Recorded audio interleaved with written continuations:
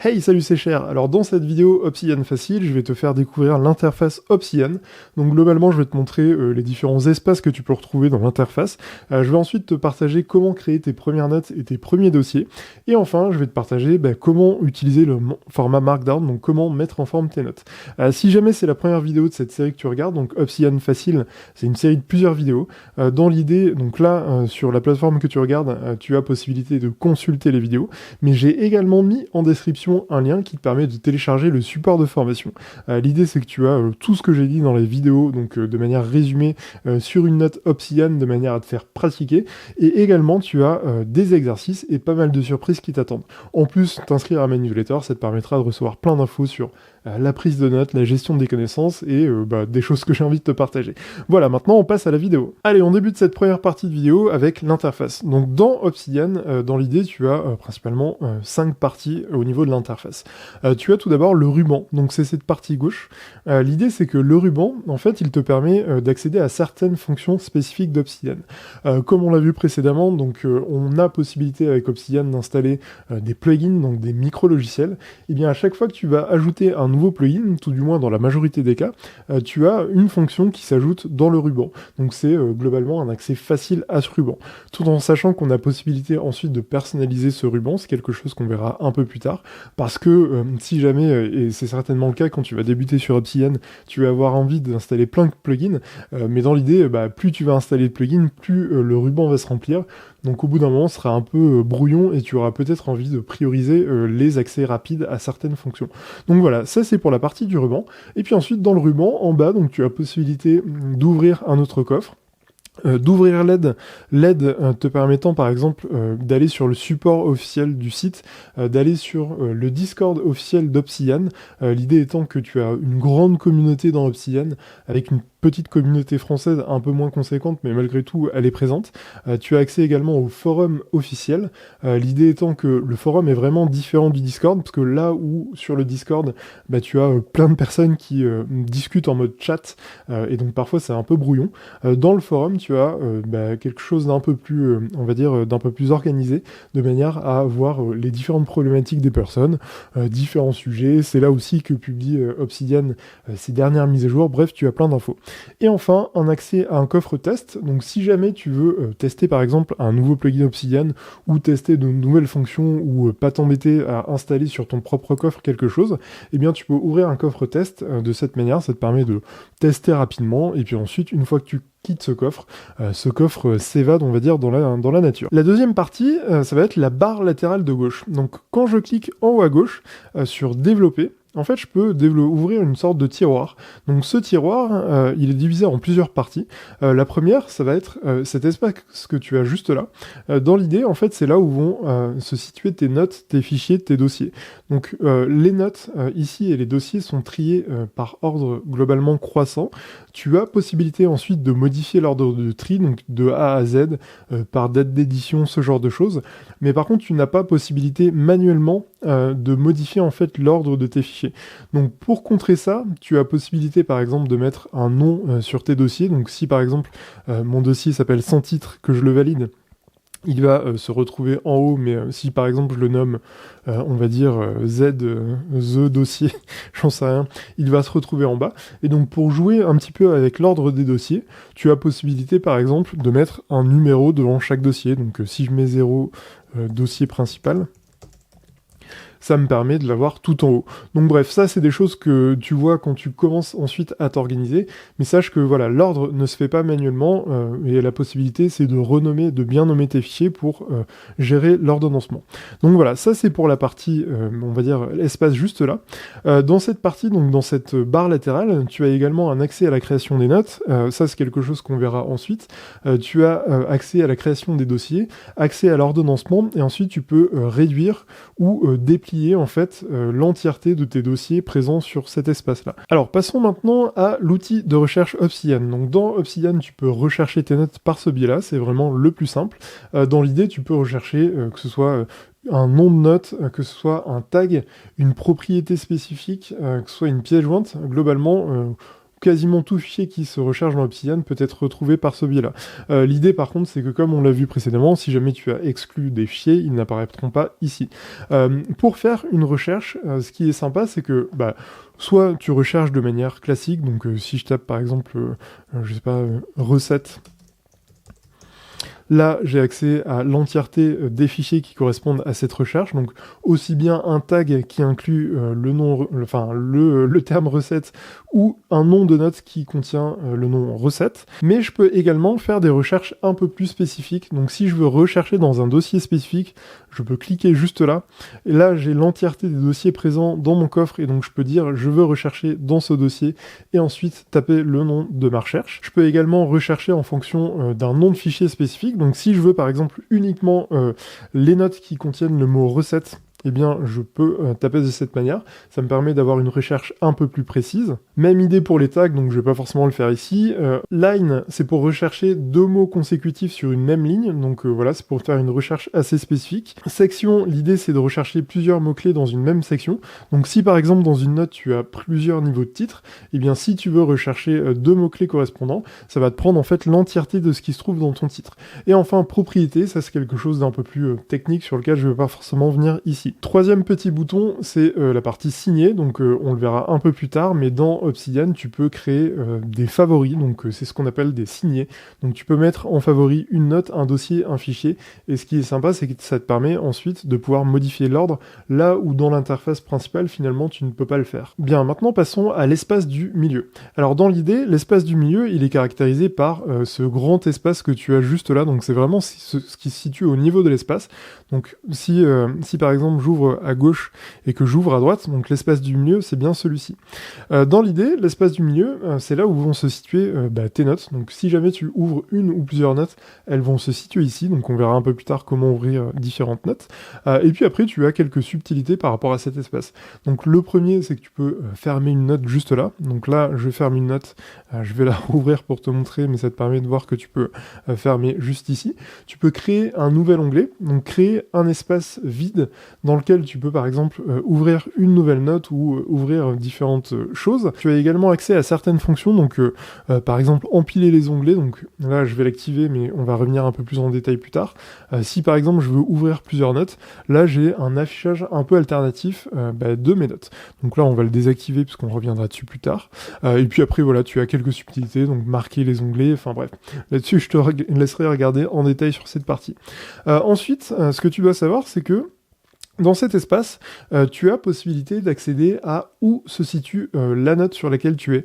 Donc là, si jamais j'ai une note qui est dans un dossier ou dans un sous-dossier, en cliquant ici, donc là c'est le dossier tourner les modules, eh bien j'accède à une mise en surbrillance de ce dossier-là. Pareil, si je clique sur le sous-dossier, ça me permet d'accéder rapidement à cette note-là.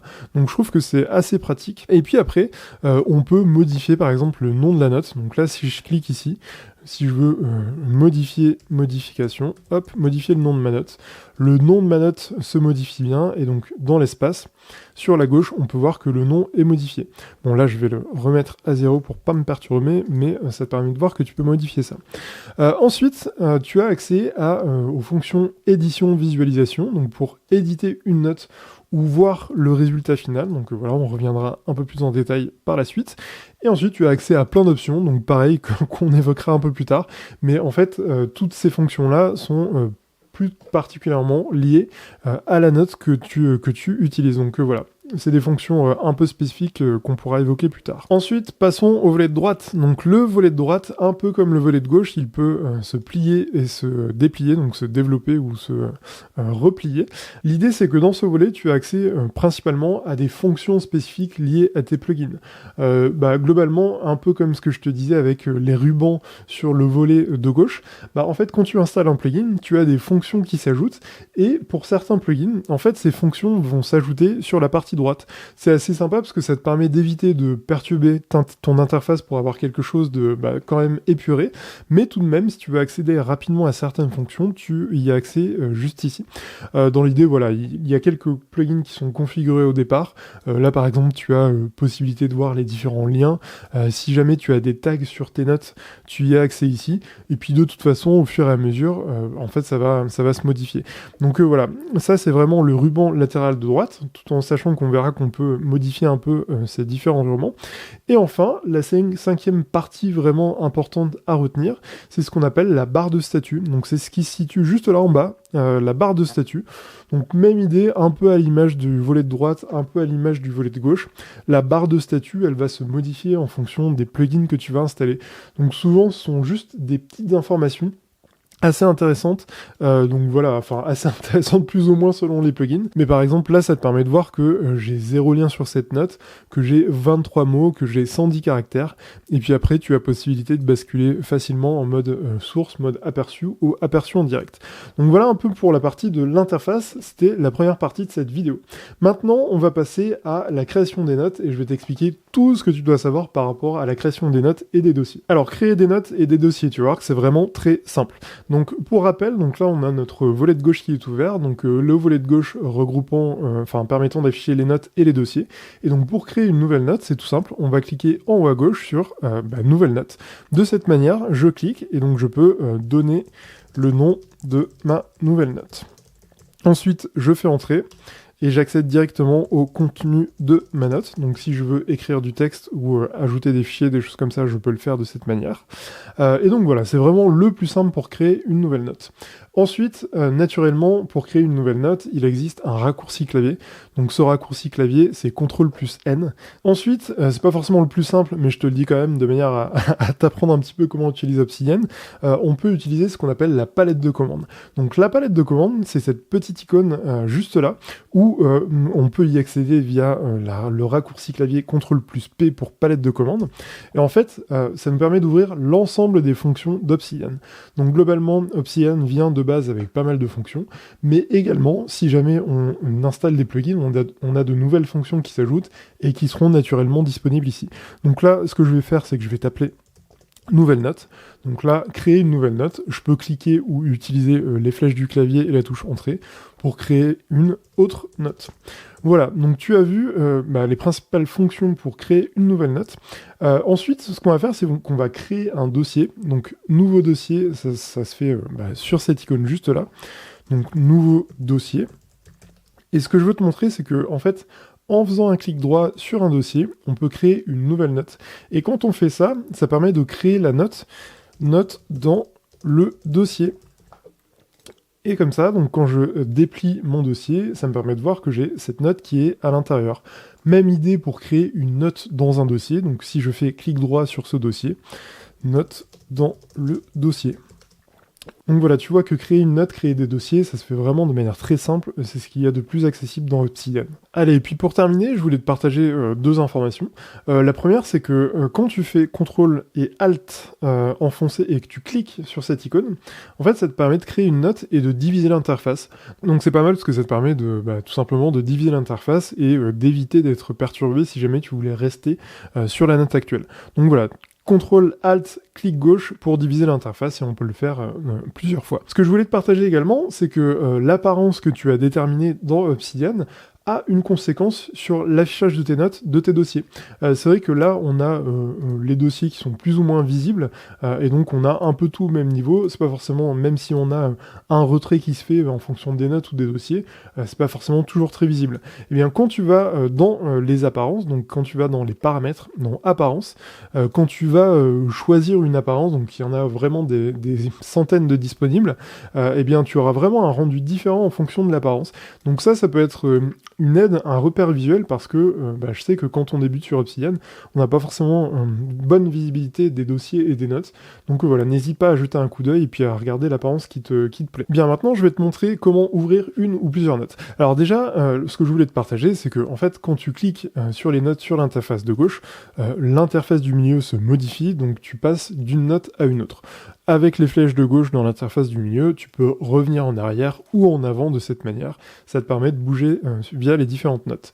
Une petite astuce également, quand tu fais clic droit, tu peux choisir la note sur laquelle tu souhaites revenir. Donc voilà, retiens-le bien, ça peut te permettre de naviguer de manière plus rapide et plus facile. Ensuite, ce que je voulais te partager, c'est que si tu veux ouvrir plusieurs notes dans l'interface du milieu, sans forcément quitter la note actuelle, donc tu peux tout simplement cliquer. Donc je fais CTRL, je clique sur une note, et en fait ça me permet d'ouvrir plusieurs notes. De cette manière, ensuite, je peux naviguer de note en note, ça peut être assez pratique. Un autre moyen également d'ouvrir une note, peut-être un peu plus intuitif, c'est tout simplement de prendre une note, donc de cliquer, de saisir la note, et puis de la mettre juste là. Là, ça me permet d'ouvrir une note, et même idée, je peux le faire avec plusieurs notes. Ce que je peux également faire pour ouvrir juste une note, c'est d'ouvrir ce qu'on appelle le sélecteur rapide. Donc le sélecteur rapide, c'est différent de la palette de commandes qui, elle, appelait des actions. Le sélecteur rapide, il permet d'ouvrir globalement une note dans Obsidian, et de la sélectionner. Donc quand je clique sur cette icône là, je peux ouvrir une note. Donc là, on va dire que je veux ouvrir la note 4 déplacée. Eh bien, je tape ma recherche, j'appuie sur Entrée, et donc là, ça m'ouvre la note. Et même idée, hein, si par exemple, donc je vais refaire la même chose, donc je vais ouvrir cette fois-ci la note 3. Alors le nom de la note 3, c'est ouvrir une ou plusieurs notes. Et en fait, tu vois que tu as quelques indications juste là. Donc si j'appuie sur CTRL et que je fais Entrée, ça m'ouvre la note dans une nouvelle fenêtre. Dernière fonction assez sympa pour ouvrir plusieurs notes. Admettons que je vais par exemple ouvrir les notes 1 à 10. En fait, je veux ouvrir toutes les notes qui sont dans ce dossier. Et bien ce que je peux faire, c'est que je peux faire un clic gauche sur la première note. Je laisse la touche Shift enfoncée. Je clique sur la dernière note. Et en fait, tu vois que toutes les notes apparaissent en surbrillance. Et donc en fait, je peux saisir les notes, donc je clique, tout simplement, je laisse enfoncer mon clic gauche. Je répartis les notes dans l'interface. Et là, ça me permet d'ouvrir en un coup toutes les notes. Maintenant, ce que je vais faire, je vais te montrer comment déplacer tes notes et tes fichiers. Pour ça, vraiment, le plus simple, c'est tout simplement de prendre une note, de la saisir, et puis de la basculer ailleurs. Donc là, par exemple, je suis dans le dossier 3, je vais la basculer dans le dossier 2. Donc voilà, là, je vais la redéplacer pour tout simplement la remettre au bon endroit.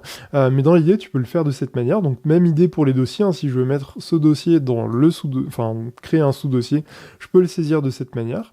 D'ailleurs, si je mets une note au niveau du nom du coffre, en fait, ça me permet de le mettre au niveau de la racine. Donc voilà, ça me permet là aussi de le déplacer. Et aussi, une fonction que tu peux utiliser, c'est tout simplement de faire un clic droit sur un fichier et de déplacer le fichier vert. Donc de cette manière, tu peux choisir directement le fichier dans lequel tu souhaites mettre ta note. Donc ça peut être assez pratique. Et enfin, dernière chose importante que je voulais te montrer, c'est que en fait, quand tu déplaces tes fichiers dans Obsidian, finalement, les fichiers vont également être déplacés dans ton explorateur de fichiers de ton ordinateur. L'idée, c'est que quand je fais par exemple clic droit ici et que je fais afficher dans le dossier, et bien en fait ça m'ouvre mon explorateur Windows, et donc dans l'idée en fait, là où j'ai créé mon coffre, donc là par exemple c'est le dossier où sont situées toutes mes notes et tous mes fichiers, en fait ce qui est affiché là, c'est exactement la même architecture que ce que je vais retrouver dans Obsidian.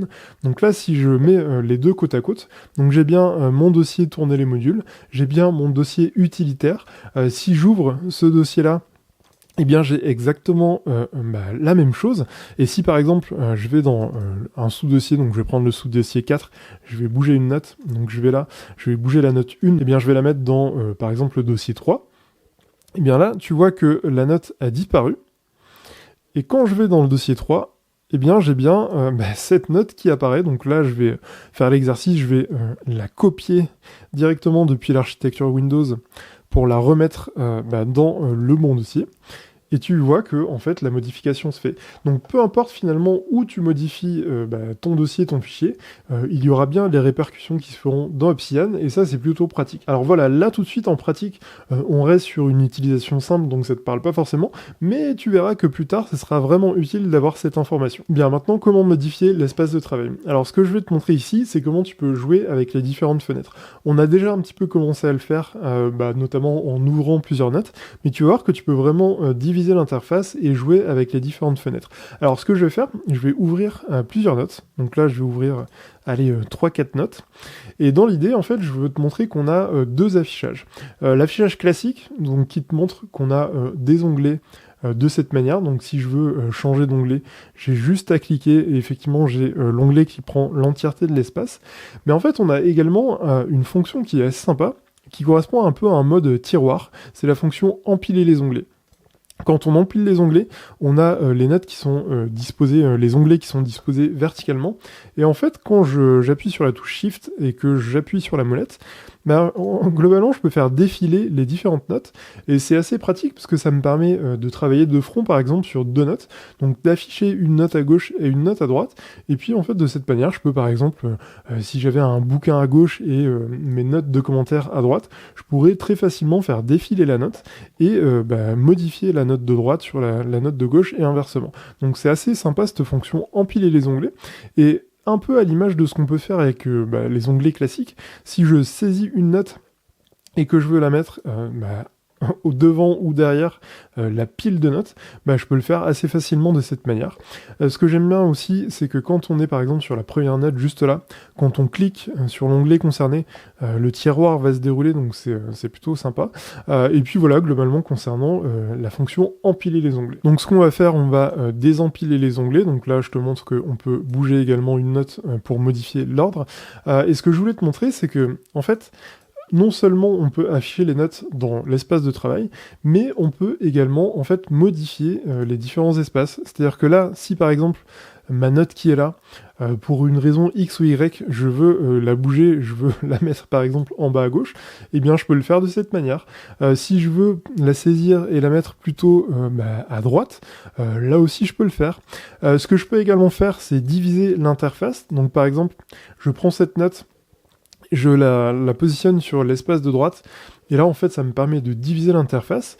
Et si par exemple je veux, on va dire, le refaire, donc si je veux ouvrir une note, donc là j'ai ouvert la note sur la partie droite, et que je veux diviser encore verticalement l'espace, je peux le faire de cette manière. Donc tout ça pour dire que tu peux vraiment disposer Obsidian de la manière dont tu souhaites. Tu peux afficher des informations à gauche, à droite. Là, quand je clique sur cet espace, je peux ouvrir une nouvelle note. Enfin, tu as vraiment possibilité de jouer entièrement avec l'espace d'Obsidian. Voilà, tout en sachant que ce qui est sympa derrière ça, c'est que en fait, une fois que tu as divisé l'interface de la manière dont tu souhaites, si par exemple tu reproduis régulièrement les mêmes schémas et tu as besoin que l'interface soit disposée de telle ou telle manière, en fait, tu peux sauvegarder cet espace de manière à le retrouver plus tard. Donc ça, c'est une fonction qui s'appelle espace de travail. Donc on va faire CTRL plus P, espace de travail, gérer les espaces. Et en fait, on va créer donc le nom de l'espace, donc espace fictif, j'en sais rien, je mets vraiment n'importe quoi. On sauvegarde. Je vais fermer volontairement les différentes fenêtres de manière à repartir sur un affichage classique. Et donc si je fais maintenant espace de travail, donc CTRL P, espace de travail, charger les espaces de travail, je clique sur espace fictif, et là je retrouve l'affichage, donc c'est vraiment très pratique. Et tu verras que plus tard dans ton utilisation, tu auras intérêt à le faire, puisque ça te permettra de retrouver facilement une disposition. Tout en sachant que cette fonction espace de travail, elle est assez sympa, parce qu'elle va vraiment sauvegarder l'entièreté de ton espace. J'entends par là que si par exemple tu modifies les rubans qui sont juste là, l'espace va sauvegarder cette configuration-là. Si jamais par exemple tu mets une note sur le volet de droite, pareil, ça va le sauvegarder. Si jamais tu avais mis la fonction empiler les onglets, ça le sauvegardera. Donc voilà, c'est vraiment très très pratique et je te conseille de garder ça en tête puisque tu verras que tu en auras besoin plus tard. Tout en sachant que les espaces de travail, donc il faut bien penser à les sauvegarder avant de quitter. Donc voilà, en général c'est quelque chose que tu fais une fois, tu configures tous tes espaces en fonction des différentes configurations que tu vas retrouver, et de cette manière ça te permet de vraiment pouvoir te consacrer pleinement à ta tâche. Alors utiliser les marque-pages. Alors en parlant de marque-pages, je vais te montrer les différentes fonctions que tu peux utiliser pour marquer les pages. Donc un moyen différent de jouer avec l'interface, c'est la première, donc c'est marquer une note. Donc ça on l'a vu, on peut par exemple se rendre sur une note, cliquer en haut à droite et cliquer sur marquer. On peut marquer un fichier, donc si par exemple je veux marquer le fichier 4, je fais un clic droit sur le fichier et je le marque. Je sauvegarde et ça me permet d'accéder au fichier qui est marqué.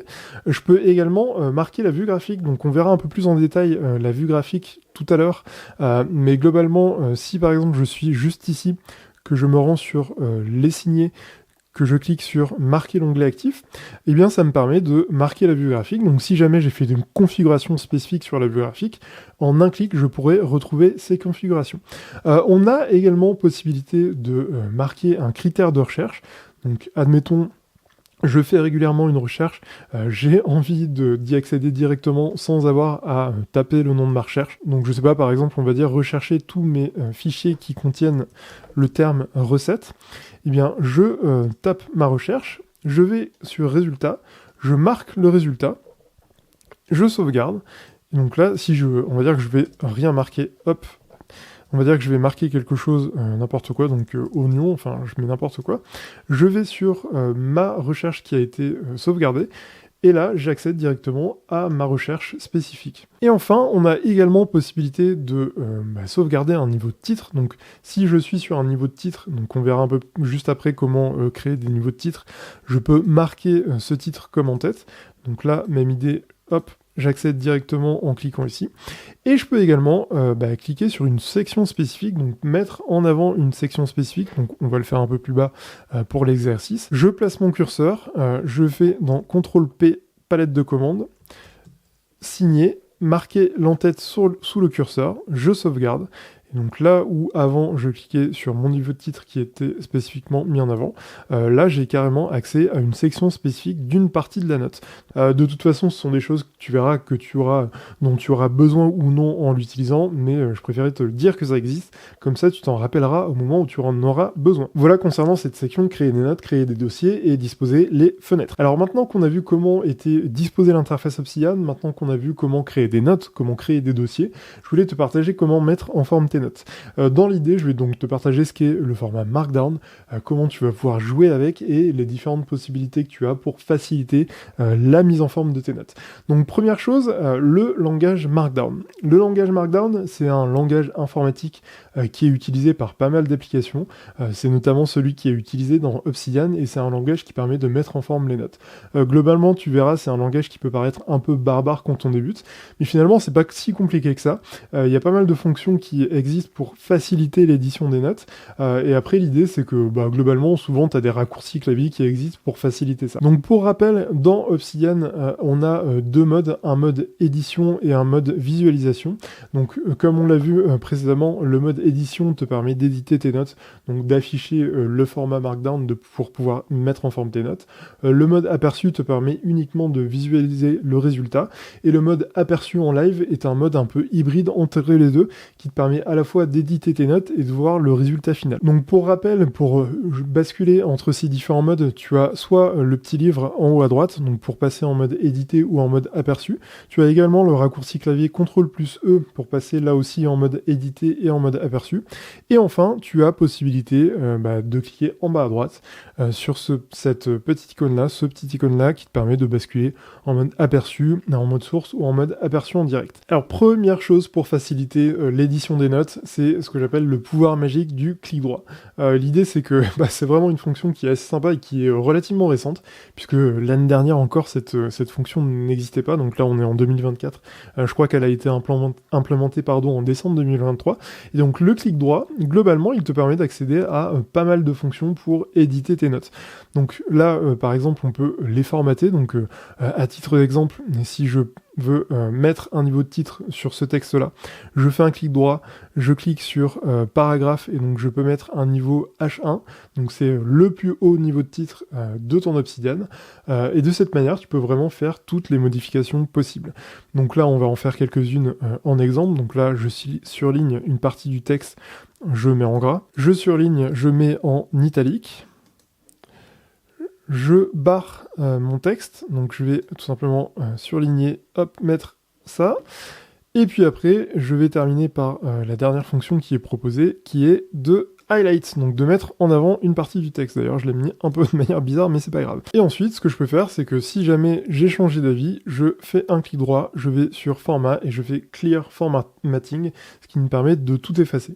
Ça, c'est vraiment pour les fonctions basiques de mise en forme. Ce que je voulais te partager également, c'est que quand tu surlignes une partie du texte, Tu as possibilité là aussi, par exemple, de mettre un paragraphe. Donc si tu veux transformer cette partie du texte en mode bullet list, ça te permet de le faire. Et puis après, quand tu te mets à la fin de cette section, tu peux faire entrer et ça te permet de créer plusieurs bullet lists. Donc là, voilà, c'est un moyen vraiment très rapide de le faire. Si tu as changé d'avis, par exemple, tu surlignes cette partie du texte, on va dire que tu veux mettre en mode liste numérotée. Tu cliques sur Numbered List et là, ça te permet de créer une liste numérotée. Donc voilà, il y a vraiment tout un tas de fonctions que tu as une possibilité d'utiliser via ce clic droit. Et donc moi, ce que je te conseille de faire, c'est vraiment de commencer à regarder un petit peu en fonction de ton besoin et puis d'aller chercher les différentes fonctions. Tout en sachant que soit tu te mets avec le curseur à un endroit, soit tu sélectionnes une partie du texte pour finalement adapter la mise en forme en fonction de la fonction que tu as sélectionnée. On va faire l'exemple avec les différents paramètres, donc je vais pas forcément faire de commentaires, mais je vais juste te montrer. Donc une tâche, clic droit, hop, je crée une tâche. Une citation, donc pareil, clic droit, paragraphe, quote, donc ma citation, hop, je fais entrer et je quitte la citation. Un tableau, de manière très simple, donc je clique sur Table, et là je peux ensuite tout simplement mettre titre, colonne, je fais entrer, donc tout simplement, hop, texte, et puis après je peux ajouter, donc avec le clic, je peux ajouter des lignes, ajouter des colonnes, je peux facilement bouger les colonnes, bref, c'est vraiment hyper intuitif. On peut également créer une ligne horizontale donc pour couper une partie du texte, donc là je le fais de cette manière. Et puis après on a des choses un peu plus techniques, donc des blocs code, ça je vais pas forcément rentrer dedans, et pareil, possibilité de faire des maths avec Obsidian, donc si jamais tu as besoin de faire des maths, tu peux le faire via ce moyen. Alors voilà, tu l'as compris, le clic droit c'est vraiment un gros plus pour éditer et pour mettre en forme tes notes. Alors deuxième option, le plugin Editing Toolbar. Alors là, tu vas me dire, mais pourquoi tu me rajoutes une deuxième option? C'est quoi l'intérêt alors qu'on a déjà le clic droit? En fait, dans l'idée, ce qu'on a vu précédemment, c'est des modifications au format Markdown. En fait, Obsidian accepte le format Markdown qui est vraiment le plus simple, mais en fait, on a aussi possibilité de mettre en forme de manière un peu plus aboutie les notes. L'idée, c'est qu'on peut utiliser le langage HTML dans Obsidian. Donc, je te rassure, je ne suis pas du tout un informaticien et le format HTML, très clairement, je ne le connais pas.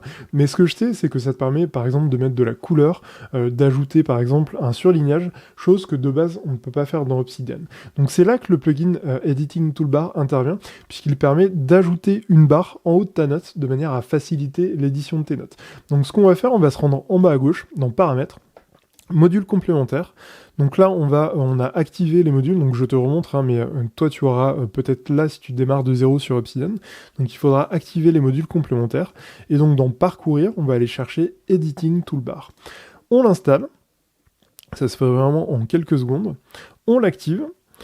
Et là, on a directement une barre qui apparaît pour nous permettre de facilement pouvoir éditer nos notes. C'est un peu la même chose que ce qu'on avait vu précédemment avec le clic droit, mais de manière peut-être un peu plus accessible et un peu plus rapide. Et donc là, tu vois que tu as d'autres fonctions qui s'ajoutent.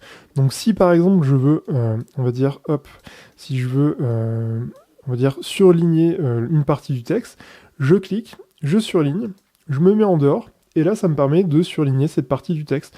Donc là, ce que tu vois, le U et le U barré, c'est du format HTML. Donc théoriquement, c'est pas le format principal d'Obsidian. Mais malgré tout, c'est sympa parce que ça nous permet de mettre en forme notre note.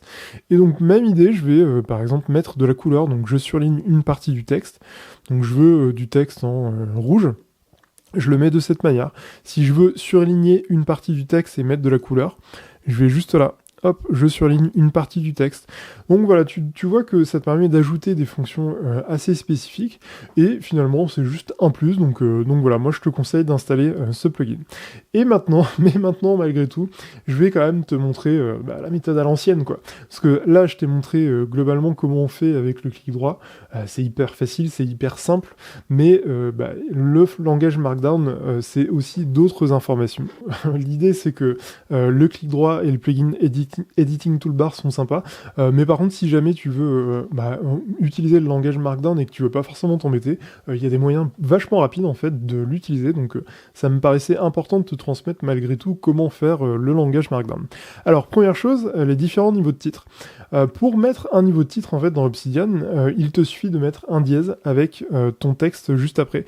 Donc là on a globalement 6 niveaux de titre, et ce qui est intéressant de savoir c'est que en fait les niveaux de titre en fonction de l'apparence que tu as choisi dans Obsidian vont être différents. Donc parfois certaines apparences te permettent d'afficher le titre en très gros, le deuxième titre en moins gros, parfois ça va être de la couleur spécifique, parfois ça va être un retrait spécifique. Donc voilà, ça te permet aussi de voir un petit peu l'étendue de ce que tu peux faire, tout en sachant que ce qui va être intéressant avec les niveaux de titre, c'est que donc, si jamais tu veux mettre différents niveaux de titre dans Obsidian, en fait dans le volet de droite, tu as accès à ces différents niveaux de titre via un module en fait Obsidian intégré dans Obsidian qui s'appelle Plan. Donc ça c'est assez sympa parce que ça te permet de facilement naviguer sur ta note sans avoir à rouler ou dérouler les différents niveaux de titre ou à chercher sur l'entièreté de ta note si jamais ta liste est vraiment conséquente. Ensuite, ce que je voulais te partager, c'est comment mettre en forme directement ton texte. Donc là, pour mettre en italique mon texte, donc soit je vais ici, donc je fais CTRL plus I pour italique, soit sinon je peux surligner une partie de mon texte et mettre les astérix, je crois, astérisque, je sais plus, oui, astérisque, je vais y arriver. Ensuite, tu peux mettre 2 astérix pour mettre en gras, donc on a également le raccourci CTRL B, souvent un raccourci qu'on utilise sur les éditeurs de texte, mais sinon, quand je surligne et que je mets les 2 astérisques, ça me permet de le faire. Ensuite, quand tu mets 3 astérisques, ça te permet de mettre ton texte en gras et en italique. 2 tildes, donc le fameux signe espagnol, donc avec la touche CTRL et la touche 2, qui me permet de barrer un texte. 2 fois le signe égal, ça me permet de surligner un texte. Et si je mets alors là c'est un peu du HTML, donc je le refais, mais donc ce qu'on avait vu précédemment, donc pour U pour underline, ça nous permet de mettre notre texte souligné. Donc en mettant le U à la fin et en le barrant, ça nous permet de surligner une partie du texte. Donc le plus simple, c'est peut-être de passer par Editing Toolbar, mais malgré tout, je te le montrerai. Créer une citation avec le chevron. Donc là, c'est ce qu'on avait vu précédemment.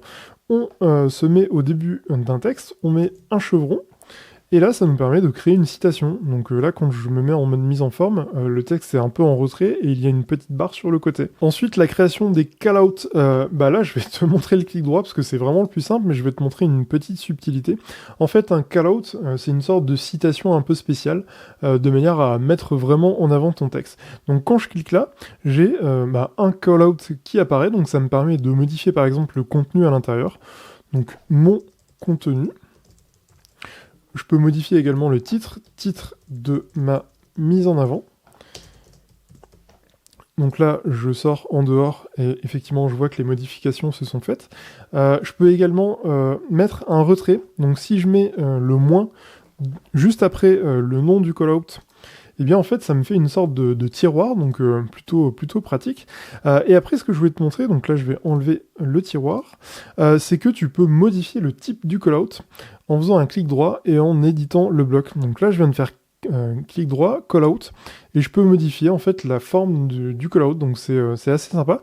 Et donc tu verras dans le support de formation, je t'ai mis les différents types de callout que tu peux utiliser. Donc voilà, ce qui est sympa, c'est que là aussi en fonction de l'apparence, tu as vraiment pas mal d'infos, enfin tu as vraiment différentes dispositions, donc ça peut être la couleur, le logo qui est changé. Au total, tu en as à peu près 27 je crois, donc ça te permettra de jouer avec tout ça. Ensuite, les listes à puces, donc vraiment très simple. Là pour le coup, je trouve que le clic droit est moins rapide que ça, puisque en fait quand tu fais la touche moins, que tu fais un espace, ça te permet de créer une liste à puces. Donc info 1, info 2, info 3. Ah, là je l'ai raté. Hop, info 3, de cette manière. Donc voilà, et puis si je fais 2 fois entrée, ça me permet de quitter la liste à puces. Pour créer une liste numérotée, c'est un peu la même idée, sauf que là je vais faire un 1, je vais mettre le point, et donc je fais un espace, info 1, info 2, et info 3. Même idée, je peux faire 2 fois entrée pour quitter cette liste à puces. Pour créer une liste de tâches, là aussi c'est peut-être un peu plus rapide encore, quoique. En fait, je fais la touche moins, je fais un espace, j'ouvre le crochet avec la touche Alt-GR et la touche 5. Je mets un espace dans cet espace, donc oui, non, c'est pas du tout plus rapide. Je mets à la fin, et là, je fais un espace, et donc là, je crée ma liste à puce. Liste de tâches, pardon, liste de tâches. Donc tâche 2, tâche 3, hop, et de cette manière, je peux tout simplement cliquer pour valider. Ce que je peux également faire, c'est que je peux mettre un commentaire en mode invisible. Donc là, si je surligne une partie du texte, que je mets 2 fois l'insigne pourcentage, et bien quand je me mets en mode aperçu, en fait, tu vois que le commentaire n'apparaît plus. Donc voilà, ça peut être sympa si jamais tu veux faire, par exemple, une présentation et cacher certains commentaires. Ça permet de les rendre invisibles. Insérer un tableau, donc là, on l'a vu précédemment. C'est vrai que avant, il y avait possibilité de créer un tableau en mettant des barres obliques, etc. Enfin, c'est vraiment complexe, donc là je te conseille d'utiliser directement en fait le clic droit. Pour le coup, je m'avoue vaincu, le clic droit, et puis après, comme on l'a vu, on peut modifier les différentes lignes et les différentes colonnes. Et puis enfin, tu as possibilité de tracer une ligne horizontale, donc en faisant 3 fois le signe moins, de manière à tracer cette ligne pour créer différentes sections dans ta note. Et voilà concernant cette vidéo. Donc pour rappel, avant de te faire un résumé de tout ce qu'on a vu, pour rappel, hein, tu as le lien dans la description qui te permet de télécharger le support en t'inscrivant à ma newsletter, et également tu as donc le résumé du cours, parce qu'on a vu plein de choses, donc c'est important, je pense, que tu puisses le réviser, et tu as également des exercices et pas mal de surprises. Allez, on a vu pas mal de choses, donc je vais me permettre un petit résumé pour te faire un petit rappel de tout ce qu'on a vu. Donc dans la première partie de la vidéo, on a vu l'interface. L'idée dans l'interface était de te montrer les différentes sections d'Obsidian de l'espace de travail. La section plutôt à gauche où tu as le ruban latéral, donc ruban latéral qui te permet d'afficher finalement des fonctions qui sont liées à tes plugins Obsidian. Tous les plugins n'ajoutent pas forcément des fonctions à ce ruban, mais la majorité tout de même. Et ce qui est sympa, c'est que tu peux le modifier via les apparences, donc pour épurer finalement cette partie-là. Le volet de gauche où tu as l'accès à tes notes, à tes dossiers, à tes fichiers. L'idée étant que cette partie-là te permet également de faire tes recherches, de mettre des notes en favoris. Donc à retenir que tu ne peux pas jouer sur l'ordre de tes fichiers, mais tu peux malgré tout trier tes fichiers par ordre croissant, décroissant. Tu peux également les trier par date de création. Bref, tu as quand même des possibilités pour éditer ça, tout en sachant qu'en nommant tes fichiers, tu peux jouer finalement quelque part sur l'ordre de tes fichiers et de tes dossiers. Le volet du milieu étant l'endroit où tu vas retrouver tes notes. Donc quand tu ouvres une ou plusieurs notes, c'est là où tu vas pouvoir les afficher. Tu as possibilité, pour rappel, d'empiler les onglets pour ouvrir cette vue assez alternative en mode tiroir. Tu as également possibilité de diviser l'interface et finalement de déplacer tes notes, que ce soit à gauche, à droite ou même dans l'espace du milieu. Le volet de droite qui te permet d'accéder à des fonctions spécifiques liées à tes plugins. Donc là aussi, tous les plugins n'ajoutent pas forcément des fonctions à ce volet de droite, mais tu as tout de même un accès rapide pour la majorité des plugins, ou tout du moins ceux qui présentent un intérêt à le faire. Et puis ensuite, la partie basse où tu as accès à certaines informations, ou ça va plutôt être des informations liées au contenu de tes notes, ou parfois à certains plugins qui ont besoin d'afficher des infos spécifiques. Dans la partie 2, pour créer tes notes et pour créer tes dossiers. L'idée, c'est que je t'ai montré globalement comment jouer avec l'interface par rapport à tes notes. Donc le petit icône en haut à gauche pour créer tes nouvelles notes. Je t'ai également, alors je ne vais pas forcément les repartager ici, mais tu as plein de raccourcis clavier qui existent pour créer tes notes, que ce soit créé dans un espace simple, créé en divisant l'interface.